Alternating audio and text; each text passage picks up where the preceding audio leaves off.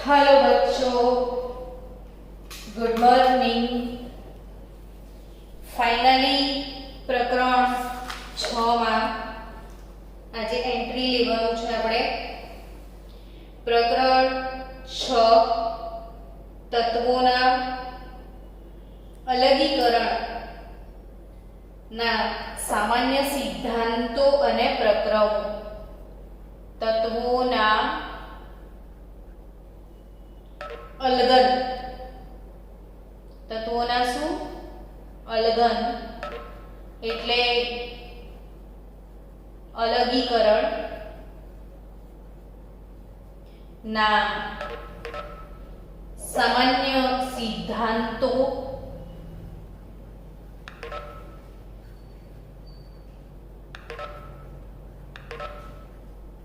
અને પ્રક્રમો।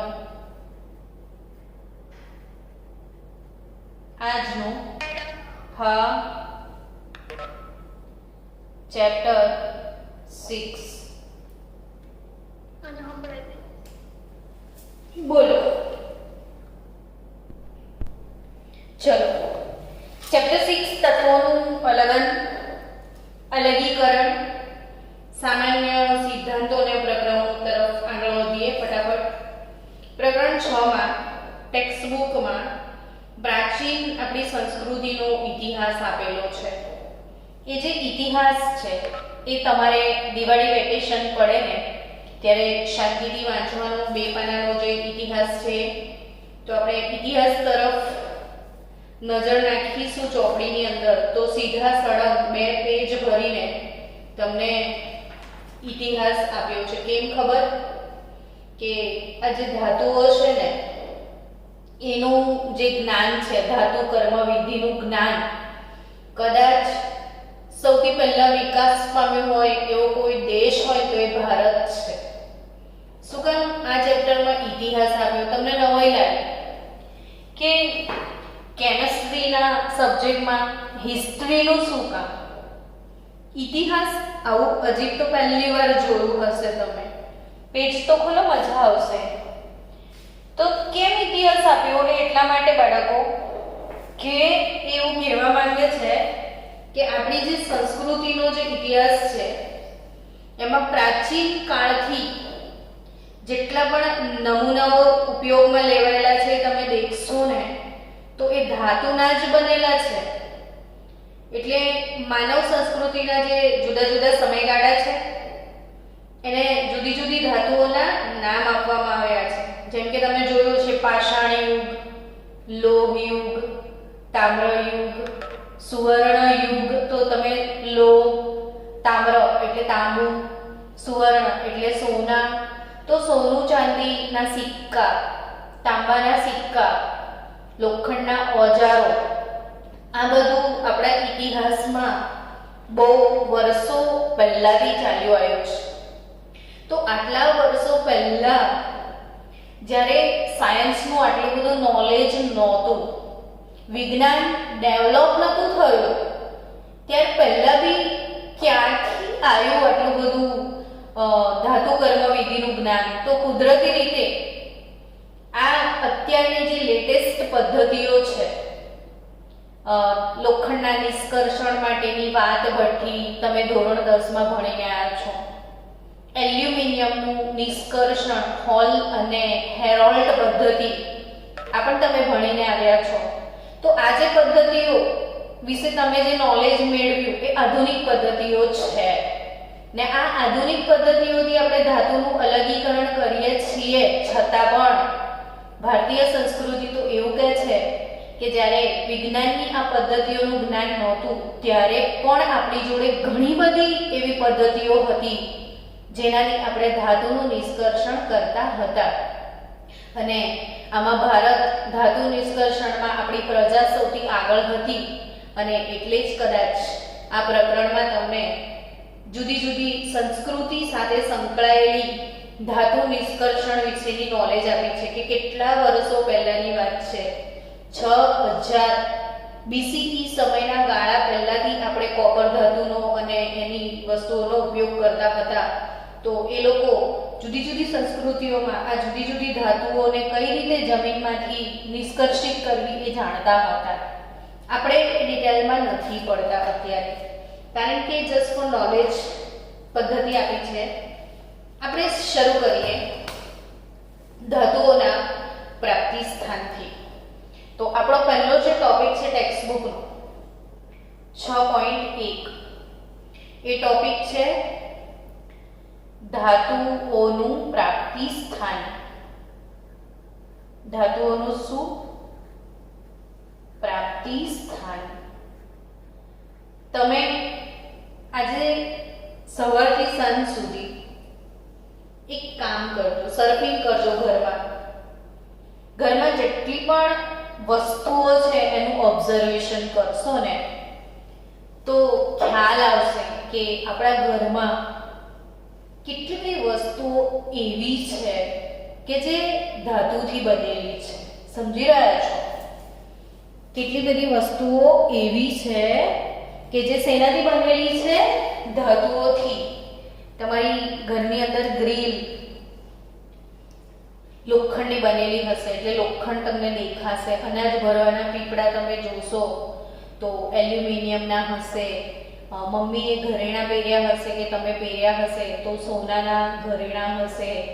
ઘરમાં વિદ્યુત આવતું હશે તો એ જે તાર છે બધા એમાં તાંબુ હશે. ઘરની બહાર જોશો તો થાંભલે બધા વાયર લટકે છે એમાં એલ્યુમિનિયમ છે. યાની કે આપણા જે લાઈફ છે, જીવન છે, એમાંથી ધાતુને માઇનસ કરવામાં આવે તો એ આપણું અભિન્ન અંગ છે, એ જુદું આપણાથી થઈ જ ના શકે.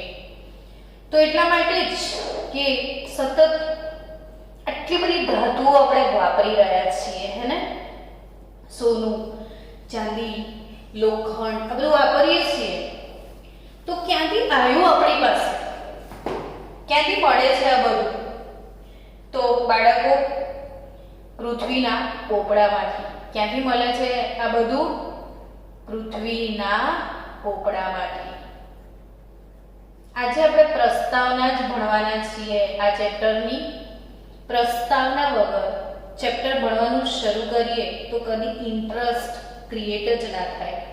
એટલે આપણે ઇન્ટરેસ્ટ ક્રિએટ કરવા માટે પહેલા સમજવું પડે, જાણવું પડે, વિચારવું પડે અને પછી શીખીએ આરામથી ધીરે ધીરે. જેમ કે કાર્બન, પછી સલ્ફર, ગોલ્ડ અને ઉમદા વાયુ.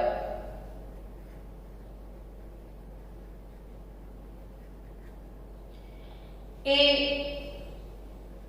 પૃથ્વીના પોપડામાં, પૃથ્વીનો પોપડો એટલે માટી, તો પૃથ્વીના પોપડામાં મુક્ત સ્વરૂપે મળી આવે છે. વળી આ મુક્ત સ્વરૂપ એટલે શું? તો કે મુક્ત સ્વરૂપ એટલે ગોલ્ડ જે છે એ સીધું ગોલ્ડ સ્વરૂપે જ મળે. જેમ કે તમે લોખંડની વાત કરો તો જમીનની અંદર લોખંડ એ એકલું શુદ્ધ અવસ્થામાં રહી શકતું નથી. કેમ?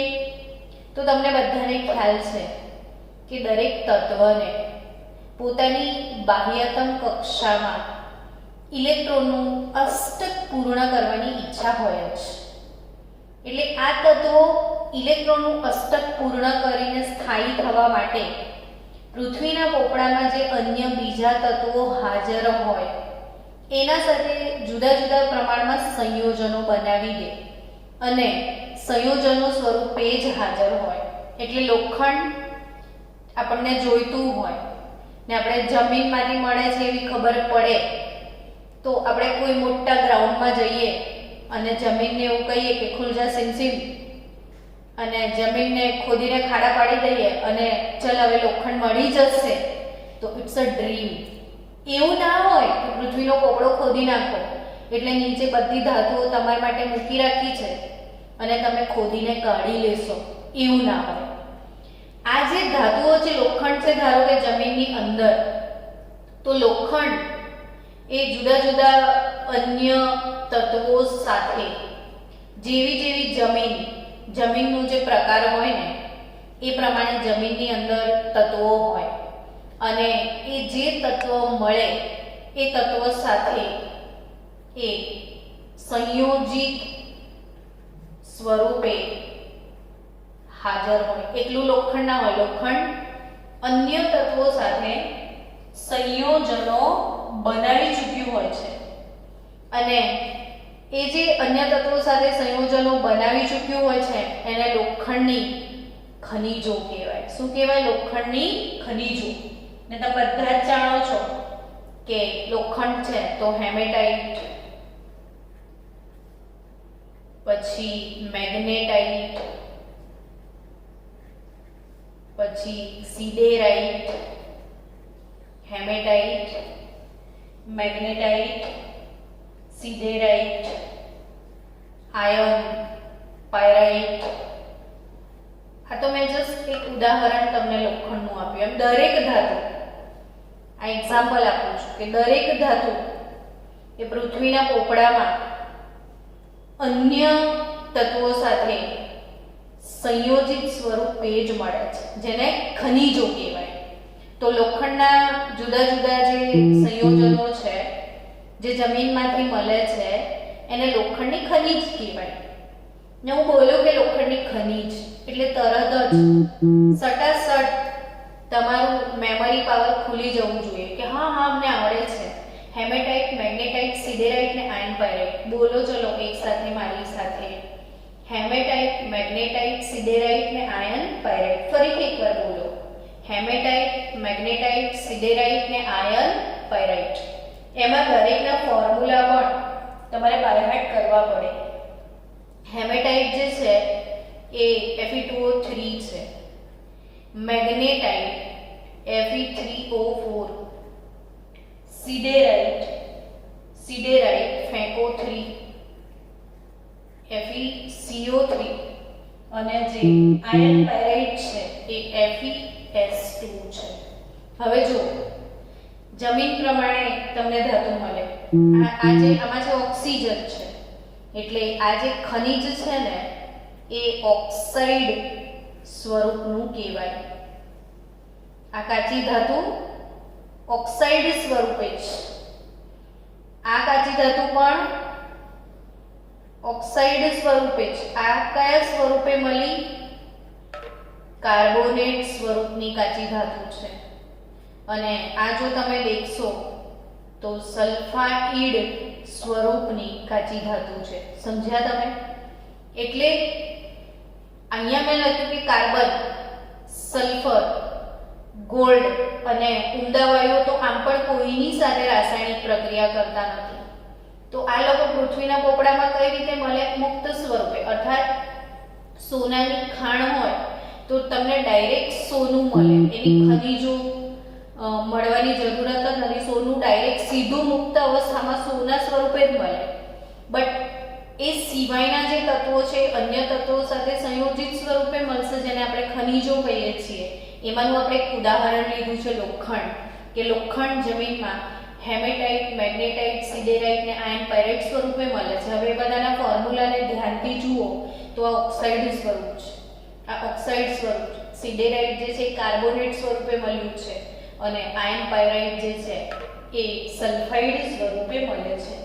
એમ અહીંયા મારો મેજર જે સમજાવવાનો પાર્ટ હતો એ જ હતો કે જમીનમાંથી કેટલાક તત્વો એવા છે જે મુક્ત સ્વરૂપે મળે છે, બટ એ સિવાયના મોટા ભાગના જે છે એ સંયોજિત સ્વરૂપે જ મળે છે.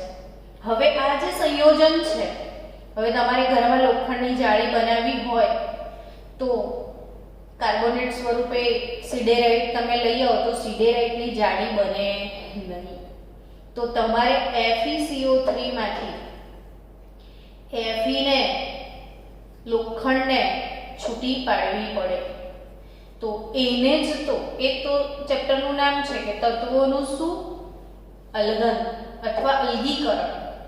અને આ સિડેરાઇટ કે જે કાર્બોનેટ સ્વરૂપની કાચી ધાતુ તમે લો ને એમાંથી લોખંડને છૂટું પાડો, લોખંડનું અલગીકરણ કરો છો, એ કઈ રીતો દ્વારા કરાય, એમાં કયા સિદ્ધાંતોનો સમાવેશ થાય છે, એ જ જે આખા બધા સિદ્ધાંતો ટૂંકમાં એવું કહી શકાય કે કાચી ધાતુ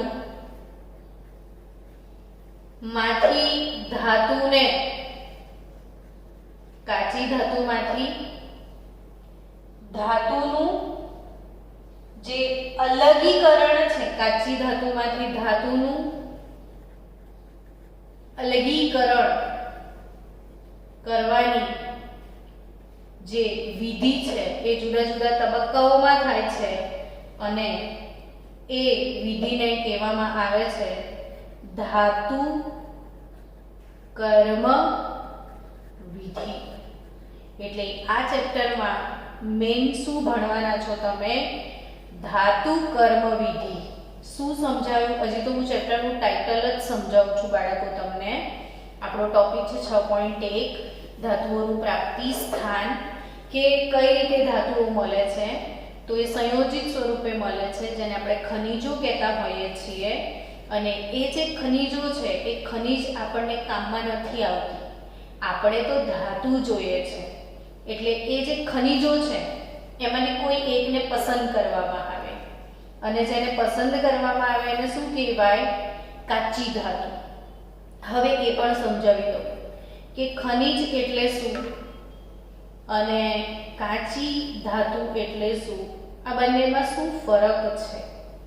તો કે જો લોખંડ માટે જે પણ મળી આ બધા 1 2 3 4 સંયોજનો, આ બધાને ખનિજ કહેવાય. પરંતુ જ્યારે પસંદ કરવામાં આવે તો આપણે જ્યારે ચાર તો પસંદ કરીએ નહીં.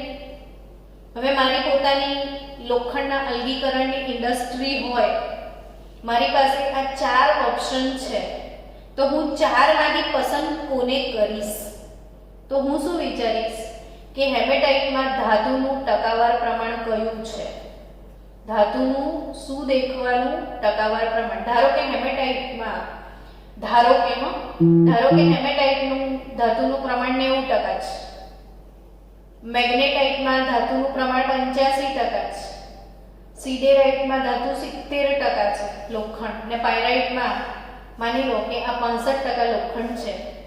તો ઓબ્વિયસલી હું કેટલી બધી આ વિધિ માટે કેટલી બધી મહેનત કરીશ, મારી કેટલી બધી ઊર્જા કામે લગાડીશ, ખર્ચો કરીશ, ત્યારે જઈને મને કાચી ધાતુમાંથી ધાતુનું અલગીકરણ થવાનું છે.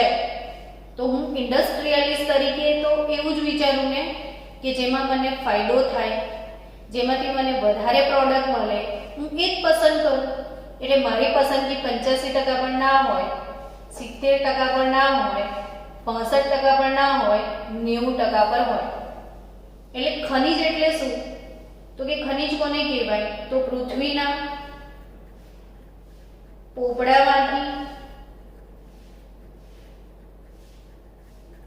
મળતા સંયોજનો જેટલા પણ છે એ બધાને ખનિજ કહેવાય. આ બધા લોખંડના ખનિજ છે, પણ જેની પસંદગી થાય આ તમામ ખનિજમાં જેમાં મેડમ હા રૂમ અનલોક કરો ને, બધા લોબીમાં છે. Okay, wait for 1 minute. કે ખનિજ કે જેમાં ધાતુનું ટકાવાર પ્રમાણ વધુ હોય ને જેની પસંદગી કરાય,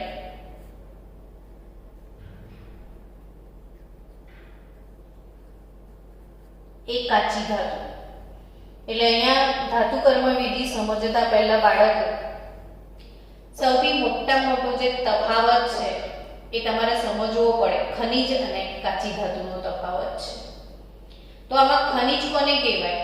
તો કે લોખંડની આ જેટલા પણ સંયોજનો મળે છે આ બધી ખનિજ. પણ ખરેખર જ્યારે મારી પોતાની ઇન્ડસ્ટ્રી મને પસંદ કરવાની થાય ત્યારે પસંદગી ઉતરે છે હેમેટાઇટ પર. કેમ હેમેટાઇટ પર ઉતરે છે? તો કે આ જે કાચી ધાતુ છે એનું સરળતાથી રિડક્શન થતું હોય છે.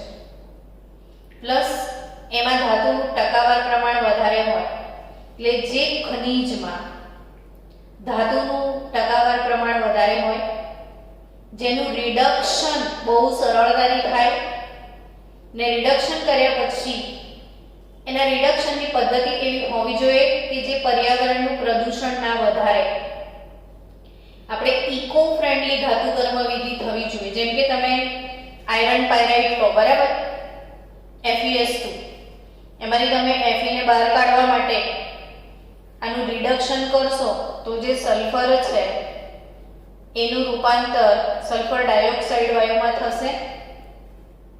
હવે આ જે સલ્ફાઇડ છે એનું રૂપાંતર સલ્ફર ડાયોક્સાઇડમાં થાય તો ખ્યાલ છે તમને કે વાતાવરણમાં SO2 એક પ્રદૂષણ કરતા વાયુ છે. હવે આટલી બધી ઇન્ડસ્ટ્રી ધમધમતી હોય ને આટલો બધો SO2 આપણે વાતાવરણમાં મોકલીએ તો પ્રદૂષણનો પ્રશ્ન પણ ઊભો થાય. એટલે ઘણા બધા ફેક્ટર્સ છે. આમાંથી કોને પસંદ કરવી જોઈએ? તો કે જે પર્યાવરણીય પ્રદૂષણ ના વધારે, એક તો. બીજું, જેનું રિડક્શન તમને ખ્યાલ છે Fe2O3 એટલે આ ધાતુનો ઓક્સાઇડ છે, એમાંથી ઓક્સિજનને દૂર કરવાનો છે. ધાતુના ઓક્સાઇડમાંથી ઓક્સિજનને દૂર કરવાનો છે.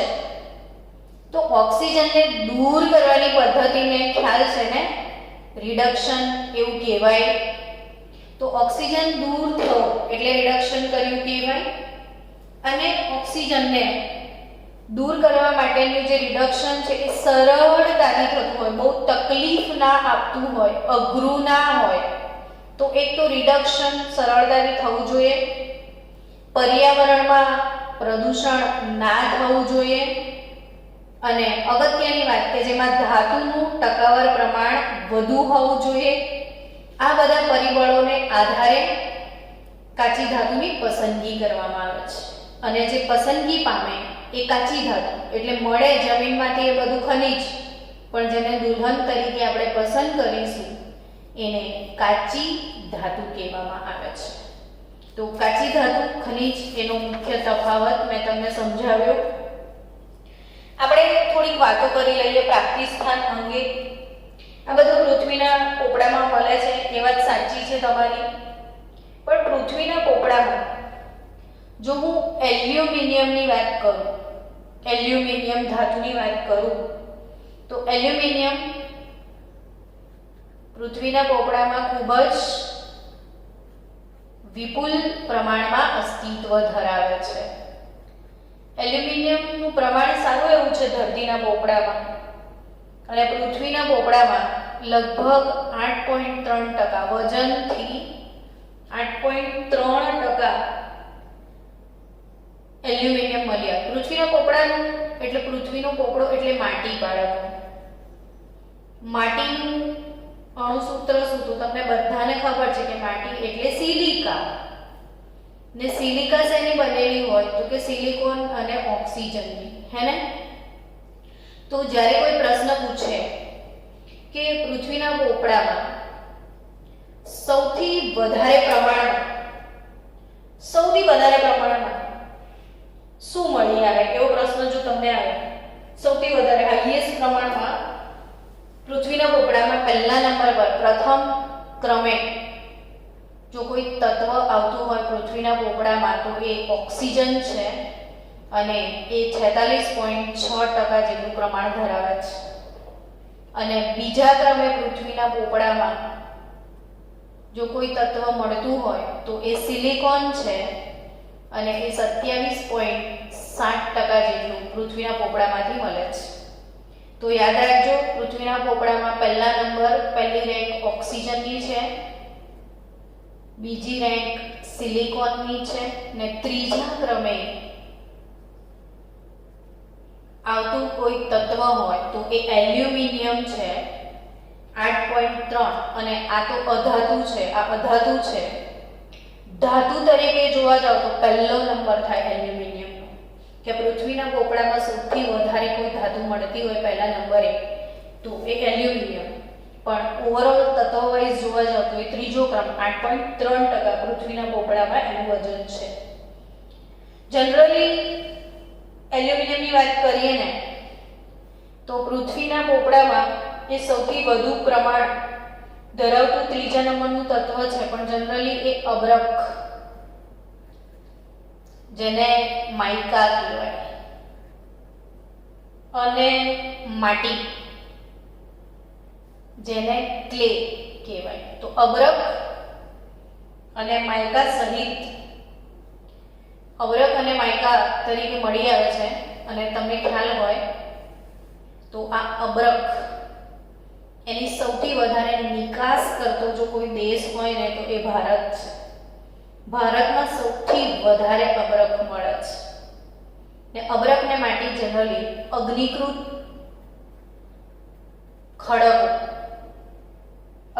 ખડકોનો મુખ્ય ઘટક છે આ અબરખ અને માટી. અને આ અગ્નિકૃત ખડકોમાંથી એલ્યુમિનિયમ બહુ બધું આપણે મેળવી લેતા હોઈએ છીએ. આપણે જેમસ્ટોનની વાત કરીએ. જેમસ્ટોન એટલે રંગીન કાચ. આજે તમે ગૂગલ પર છે ને જેમસ્ટોન એવું લખજો જ ભૂલ્યા વગર, પછી મને વિડીયો શેર કરજો. જેમસ્ટોન એટલે GEMSTON. જે બધા જ્યોતિષ લોકો છે ને વીટી બનાવી આપે છે. પન્ના રત્ન પહેરવું જોઈએ, માણેક પહેરવું જોઈએ, શેફાયર પહેરવું જોઈએ એવું કહેતા હોય છે, હે ને?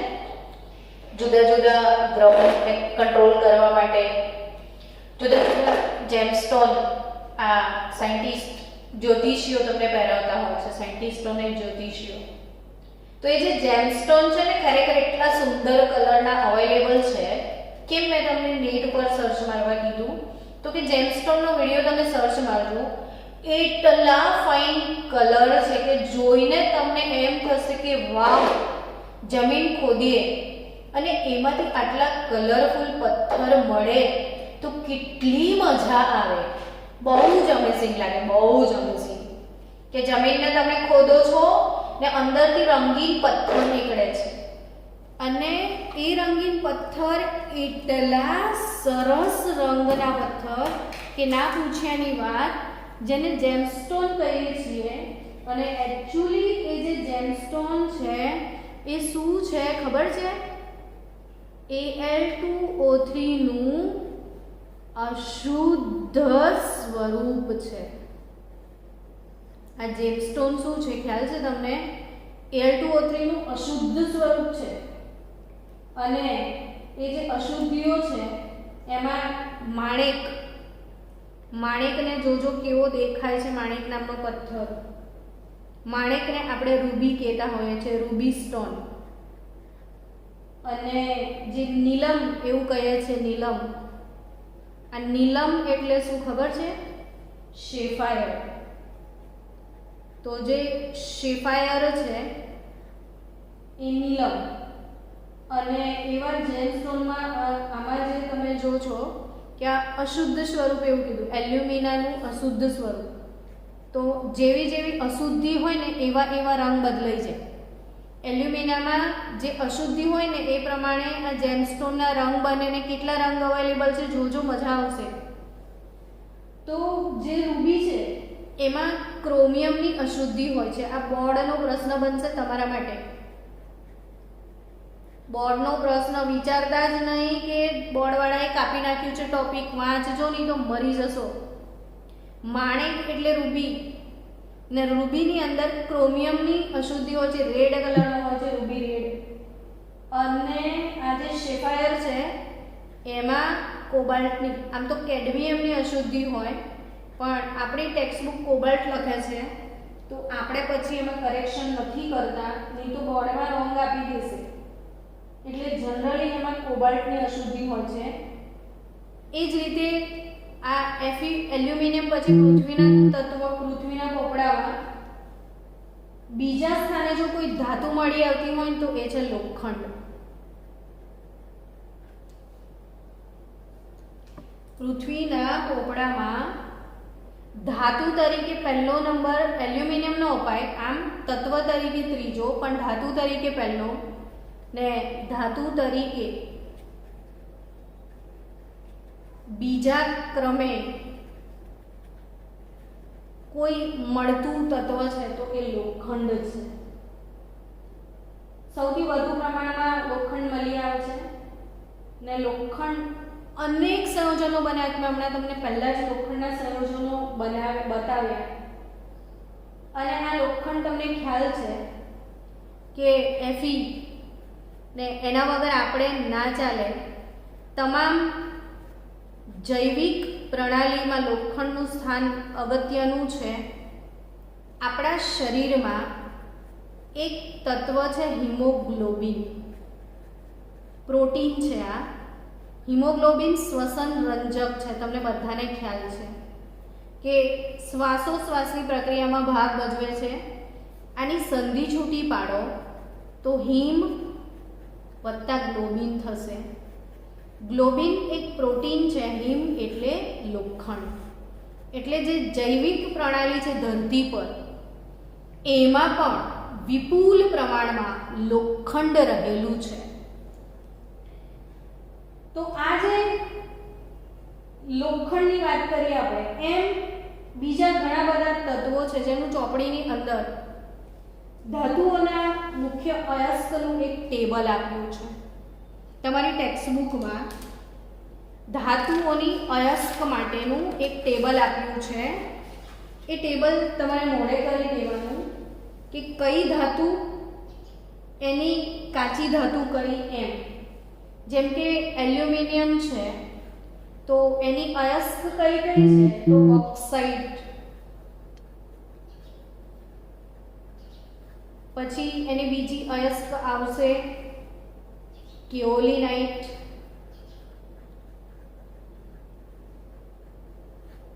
એની ત્રીજી અયસ્ક છે આ બોક્સાઇટ, કેઓલિનાઇટ, અબરખ જેને આપણે કહેતા હતા, માઇકા. તો આ બોક્સાઇટ, કેઓલિનાઇટ એના સૂત્રોની વાત કરીએ તો Al, OX, OH, 3 - 2x. ટૂંકમાં એને એવું કહી શકાય કે Al2O3 × XH2O આવું કહી શકાય. બોક્સાઇટ એટલે Al2O3 × XH2O. જુદા જુદા પ્રમાણમાં આ હાઇડ્રેટેડ હોય છે, જુદા જુદા પ્રમાણમાં પાણીના અણુઓ સાથે સંયોજાય છે. કેઓલિનાઇટ એટલે માટીના સ્વરૂપે જે હોય, માટી તરીકે હોય કેઓલિનાઇટ. એવી રીતે આયન, તો આયનની કાચી ધાતુઓની હમણાં જ આપણે ડિસ્કસ કરી, હેમેટાઇટ, મેગ્નેટાઇટ, સિડેરાઇટ, આયન પાયરાઇટ ફોર્મ્યુલા સાથે. કોપરની વાત કરીએ તો કોપરની કાચી ધાતુઓ છે copper pyrite, copper pyrite, CuFeS2, પછી copper Glance, CuTS, then after cuprite એટલે CuTO અને મેલેકાઇટ. અણુસૂત્રો મોડે કરવા પડશે, પૂછે પરીક્ષામાં. CO3, CuOH ટ્વાઇસ, મેલેકાઇટ દ્વિક્ષાર, બે ક્ષાર ભેગા છે. એ રીતે કોપર પાયરાઇટ, કોપર ગ્લાન્સ, ક્યુપ્રાઇટ એટલે CuTO, કોપર ગ્લાન્સ એટલે CuTS, કોપર પાયરાઇટ એટલે CuFeS2 અને મેલેકાઇટ એટલે CuCO3, CuCO3 ને CuOH ટ્વાઇસ. તો એ કોપરની કાચી ધાતુઓ. અને એવું જ સેમ ઝિંકની કાચી ધાતુઓ, ઝિંક બ્લેન્ડ નામ સાંભળ્યું હશે. ઝિંક બ્લેન્ડ જેને કહેવાય, ઝિંક બ્લેન્ડ આપણે ઘન અવસ્થા ચેપ્ટરમાં સાંભળ્યું. ZnS ઝિંક બ્લેન્ડ અને ઝિંક વુડઝાઇટ સ્વરૂપે મળે છે એવું સાંભળ્યું હતું. બીજી છે એની કાચી ધાતુ સ્ફાલેરાઇટ. એનો ફોર્મ્યુલા છે એ જ આ બ્લેન્ડ એ જ સ્ફાલેરાઇટ. સ્ફાલેરાઇટ પછી આવે કેલેમાઇન. કેલેમાઇન એટલે ઝિંકો3, ZnCO3 ઝિંક કાર્બોનેટ અને ઝિંકાઇટ. ઝિંકાઇટ એટલે ZnO. તો આ બધી ધાતુઓની પ્રાપ્તિ સ્થાનનો જે કોષ્ટક છે એ તમારે મોડે કરવાનો છે. તો એ મોડે નહીં કરો તો ના મજા આવે. એટલે આ બધી જે કાચી ધાતુઓ છે એમાંથી ધાતુને છૂટી પાડવાની છે. કાચી ધાતુ આ બધી ખનિજો છે. ખનિજમાંથી જે પસંદગી પામે, ખનિજમાંથી જે પસંદગી પામે એ કાચી ધાતુ, ને કાચી ધાતુમાંથી અલગીકરણ કરીને ધાતુને બહાર કાઢવાની છે. એને કહેવાય નિષ્કર્ષણ. શું નિષ્કર્ષણ એટલે શું? કે કાચી ધાતુમાંથી ધાતુનું અલગીકરણ એટલે ધાતુનું નિષ્કર્ષણ. અને આ નિષ્કર્ષણ માટે જનરલી વાત કરીએ તો એલ્યુમિનિયમ માટે બોક્સાઇટ પસંદ કરવામાં આવે છે. તમારે કાચી ધાતુ બોક્સાઇટમાંથી એલ્યુમિનિયમનું નિષ્કર્ષણ કરવાનું હોય છે. જનરલી લોખંડ હોય તો હેમેટાઇટ પસંદ કરવામાં આવે છે. એફીના નિષ્કર્ષણમાં શું પસંદ કરવામાં આવે છે? ઓક્સાઇડ સ્વરૂપનું હેમેટાઇટ પસંદ કરવામાં આવે છે. ટૂંકમાં કાચી ધાતુ પસંદ કરવા માટેનો મુખ્ય મુદ્દો શું હોવો જોઈએ? મેં પહેલાં જ કીધું કે જેનું નિષ્કર્ષણ કરતી વખતે પ્રદૂષિત ગેસ ના નીકળવા જોઈએ. જો તમે સલ્ફાઇડ પસંદ કરો, આ સલ્ફાઇડયુક્ત કાચી ધાતુની પસંદગી પામે તો સલ્ફર ડાયોક્સાઇડ વાયુ ઉત્પન્ન થાય જે પ્રદૂષક છે. છતાં પણ ક્યારેક એવું પણ બને કે બીજી ધાતુઓ અવેલેબલ ના હોય, ફક્ત સલ્ફાઇડ અવેલેબલ હોય ત્યારે પસંદ કરવામાં આવે છે. અને જો સલ્ફાઇડ પસંદ કરવામાં આવે તો એટલું ધ્યાન રાખવામાં આવે છે કે આ સલ્ફર ડાયોક્સાઇડ વાયુ સ્ટીલના સિલિન્ડરમાં ભરી લેવાનો, એને હવામાં બહાર નહીં મોકલવાનો અને સ્ટીલના નળાકારમાં અથવા સિલિન્ડરમાં ભર્યા પછી સલ્ફ્યુરિક એસિડ ઇન્ડસ્ટ્રીને મોકલી આપવામાં આવે છે. અધર ઇન્ડસ્ટ્રી કે જે SO2 વાપરતી હોય તેને સપ્લાય કરી દેવાનો. પણ મોટા ભાગે પસંદ જ નહીં કરવાનું. કરવું પડે પસંદ તો પછી એનો ઓપ્શન આ રીતે કાઢવો પડતો હોય છે. એટલે જનરલી યાદ રાખજો કે સૌથી વધારે લોકો કઈ કાચી ધાતુ પસંદ કરે છે? ઓક્સાઇડ. અને કેમ ઓક્સાઇડ સૌથી વધારે પસંદ થાય છે? કારણ કે એનું જે રિડક્શન છે એ સરળ છે. પણ સલ્ફાઇડયુક્ત કાચી ધાતુનું રિડક્શન કરવાનું કામ ખૂબ કઠિન છે, ખૂબ કઠિન છે. એટલે જનરલી કોણ યુઝ થાય છે? ઓક્સાઇડ. હવે આપણે આ જે ધાતુના અયસ્કમાંથી ધાતુનું અલગીકરણ કરવાની જે વૈજ્ઞાનિક પદ્ધતિ છે જેને ધાતુ કર્મ વિધિ કહેવામાં આવે છે, આ ધાતુ કર્મ વિધિ ધાતુની અયસ્કમાંથી ધાતુના અલગીકરણની વૈજ્ઞાનિક વિધિ જે છે બાળકો, એને કહેવાય ધાતુ કર્મ વિધિ. અને આ ધાતુ કર્મ વિધિ કેટલા તબક્કામાં થાય એ યાદ રાખવાનું છે. તો પહેલો તબક્કો, જે પણ કાચી ધાતુ મળે છે એ અયસ્કનું સંકેન્દ્રણ. બોલ બેટા. મીટિંગ એન્ડ થવાની. હા, કઈ વાંધો નહીં. મીટિંગ એન્ડ થઈ જાય તો થઈ જવા દેજો, નેક્સ્ટ કાલે ભણીશું. તો કાચી ધાતુ જે છે એમાં અયસ્કનું સંકેન્દ્રણ. બીજું શું છે? તો સંકેન્દ્રિત કાચી ધાતુમાંથી ધાતુનું અલગન. અને ત્રીજું સ્ટેપ જે પણ ધાતુ મળશે એમાં કંઈક ને કંઈક અશુદ્ધિઓ પણ હશે, એટલે છેલ્લું સ્ટેપ છે શુદ્ધિકરણ. તો તમામ બાળકો મીટિંગ એન્ડ થતાં પહેલાં યાદ રાખી લો કે ધાતુ કર્મ વિધિ એટલે કેટલા તબક્કામાં થાય? તો ધાતુ કર્મ વિધિ કુલ 3 તબક્કામાં થાય. અયસ્કનું સંકેન્દ્રણ, સંકેન્દ્રિત કાચી ધાતુનું અલગન અને અલગ કરેલી કાચી ધાતુનું શુદ્ધિકરણ. કાલ સુધીમાં આ 3 તબક્કા કયા છે એ બોલતા આવડી જવું જોઈએ બધાને. હું કાલ પહેલું જ પૂછીશ કે ધાતુ કર્મ વિધિના 3 જે તબક્કા છે એ તબક્કા કયા, ને આવતીકાલે આપણા બોર્ડમાં આ ટોપિક છે અયસ્કનું સંકેન્દ્રણ, એ ભણવાના છીએ આપણે. તો કાલનો આપણો આખો ટોપિક શું હશે? અયસ્કનું સંકેન્દ્રણ. તો હું કાલે શીખવાડીશ તમને અયસ્કનું સંકેન્દ્રણ.